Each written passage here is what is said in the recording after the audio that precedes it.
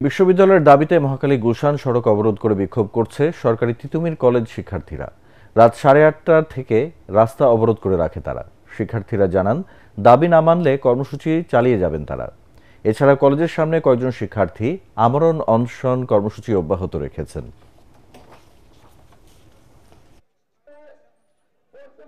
এমন অবস্থায় আমাদের পরবর্তী যে কার্যক্রম থাকবে, আমরা আমাদের সিদ্ধান্তে অনড় থাকব।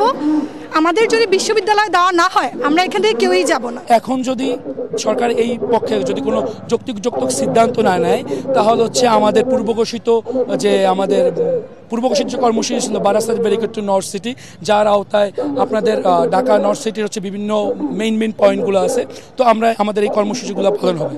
ওরা মৃত্যুর আগ পর্যন্ত অনশন করে যাবে। যদি আমাদের কোনো সফলতা না আসে, ওরা মরবে দরকার হলে, তারপরেও আমাদের দাবি আমরা আদায় করে পূরণ করে তারপরে ঘরে ফিরবে ইনশাআল্লাহ।